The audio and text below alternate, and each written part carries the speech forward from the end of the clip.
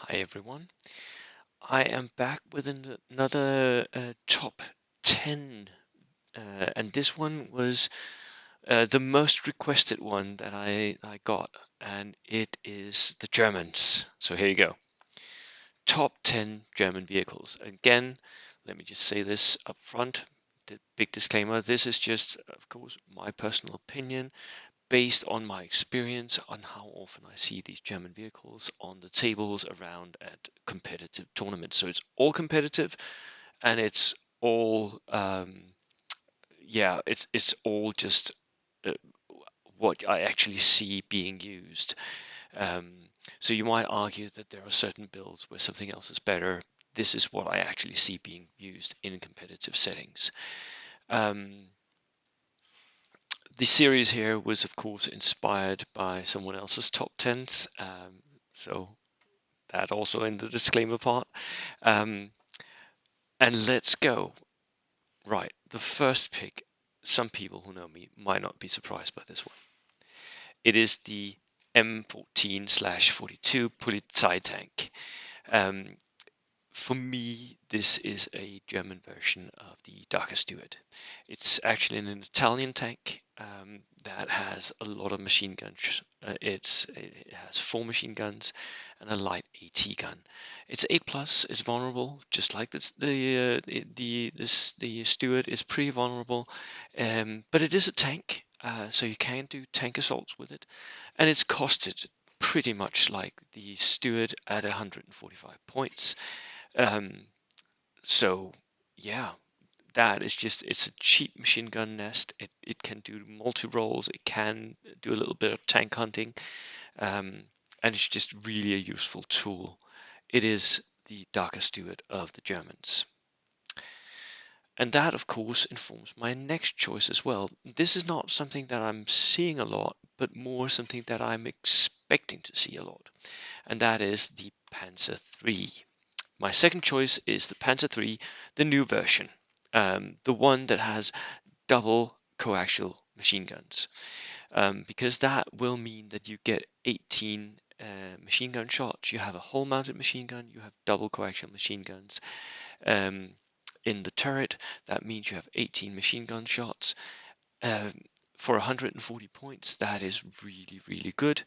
It's still an 8 plus tank. It's less vulnerable than a Stewart. It has a light anti-tank gun, but still very comparable to Stewart, right? It's pretty much the same. Can't get recce, which the Soviets and American Stewarts can, but it's pretty much the same. This Panzer III.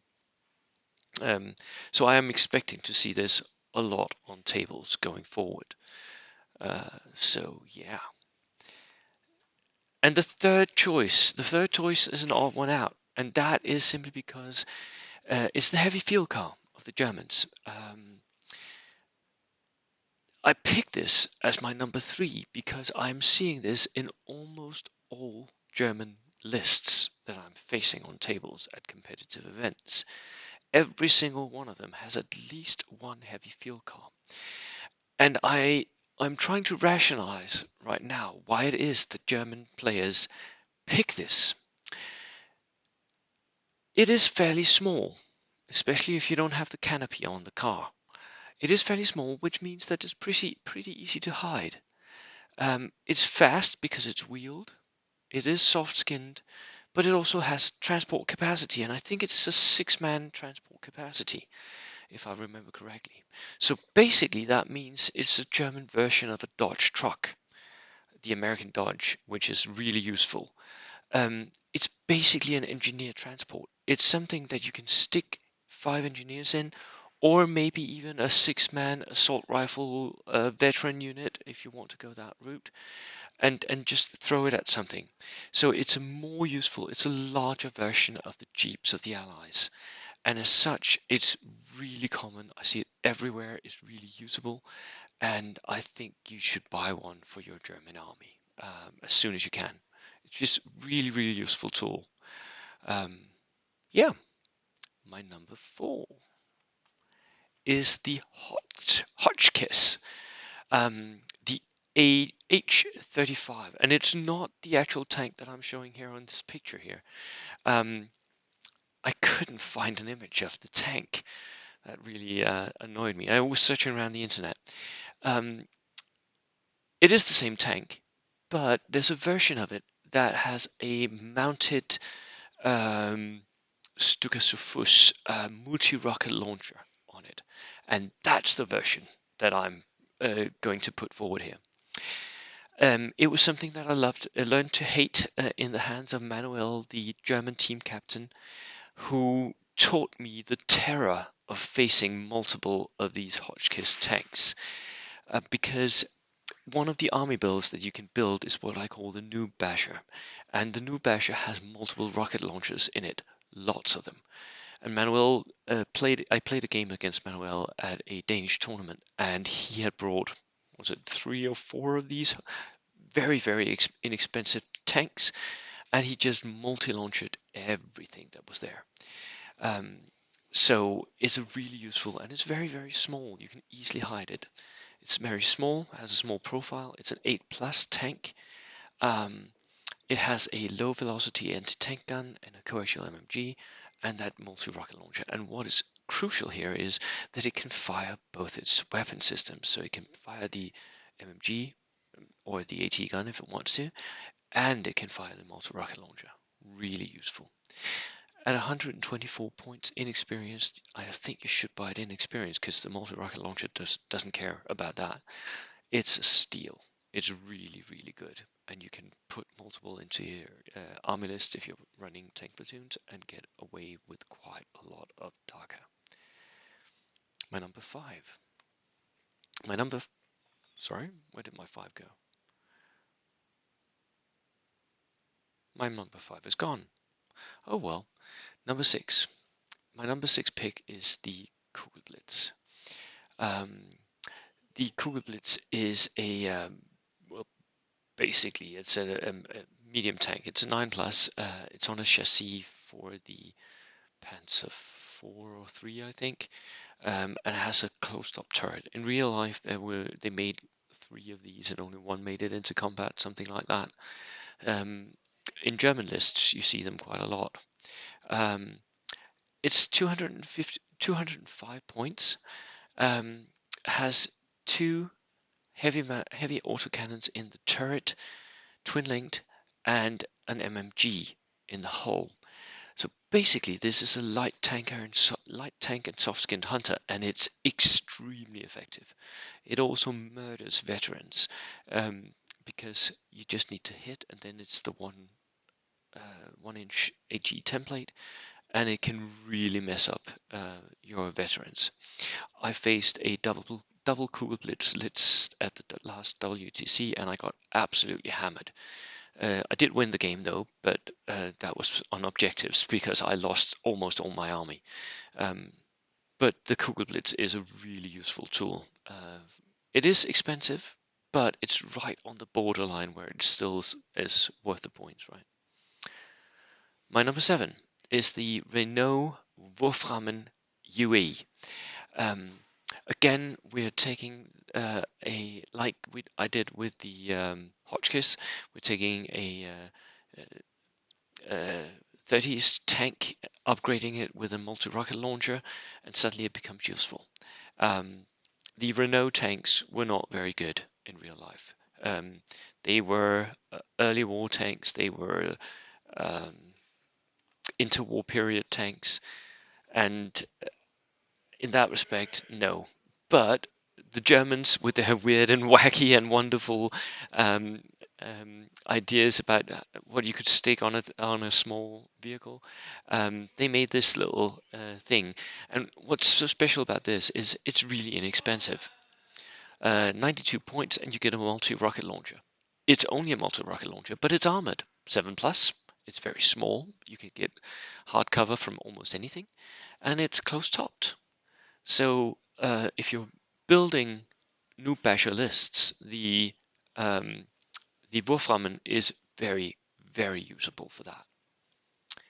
That was my 7th. 8th. I am going into the armored cars, and this is basically the only armored car on my list here. It's the 250/9 SdKfz, and it is a 7 Plus half track. Again, it's fairly small for what it does and what it brings, and it has recce, but it's only 7 Plus. It's not amazing. It's not like the Staghounds of the Brits or anything. 90 points. It's pretty cheap. What it does bring is that it has a light autocannon in a turret with a coaxial MMG. Now, one thing that Warlord Games hasn't noticed is that this mesh on top, this is a metal mesh that's on top of the turret. On some of their tanks, that means that the tank is open topped, but on this one, it is not. So as long as they haven't noticed that, we are playing with this because the 250/9 is a closed-topped, very cheap armored car. It has the autocannon. The autocannons are really good in this game. And I'm seeing this being used very efficiently. Lately, it's been used by Achilles, who won the Spanish Nationals using one of these. So very, very useful little armored car. My number 9 is the Lorrain Schlepper. The Lorrain Schlepper is, again, a very useful German innovation where they sort of took a transport vehicle and put something on it. In this case, it's a 7 Plus open topped, very, very tall tank-like thing, and you buy it in the tank slot, unfortunately. It's 150 points, 115 points, sorry. Has a medium howitzer, but you can buy a heavy howitzer for it for 40 plus points. And I think sometimes that is actually worth it. If you're making artillery lists, this is one of those mobile, self-driving, self-propelled heavy howitzers, and it's really, really useful. Heavy howitzers delete infantry and can also definitely take out tanks. Yesterday evening, I had my ass handed to me by an Su-152, the Russian self-propelled heavy howitzer, and it was terrifying. It just wiped out my Stuart and then started on my infantry. So the Lorrain Schlepper is really good. But it is open-topped, which means that you get pinned from small arms fire. That is why it's only my number 9 pick. Number 10 is the SdKfz 250/1. It is this small Hanomag, and this is not because it's very good, but it is because I see it quite often. It does have some things going for it. It has 7 plus. It has a 5-man transport capacity, just enough for an engineer unit. It is half-tracked, so it can go through terrain, which is cool, which is where the trick comes in. But it is open-topped, so there is that. It has 6 shots in a pintle-mounted front-facing MMG. You can buy a rear-facing MMG as well. I don't think you should. You shouldn't be that far up into the enemy that you can use both MMGs. Don't. And it's 75 points regular. So the main comparison I can make here is to the universal carrier, the brain carrier. The brain carrier is simply better. You get 8 shots with the brain carrier, 2 weapon systems, you can split fire, and it's cheaper. And you still get the 5-man transport. So it's just not very good. But it does have the same transport capacity. It can move a little bit further than the brain carrier can, and it can move through terrain just like the brain carrier. So it's an engineered transport. It's a transport that brings forward that flamethrower or SMG toting veterans, and as such, it is a useful tool. I wish the larger Hanomags were more useful and cheaper, and I wish that for this one also that it was a little bit cheaper, because it's just not as useful as the universal carrier of the Allies. So that was my top 10. I don't know what happened to my number 5. Maybe I missed it somewhere along the way. Let me know what you think the last one on this list should be. Write it in the comments, and I will see you in the next video. Cheers.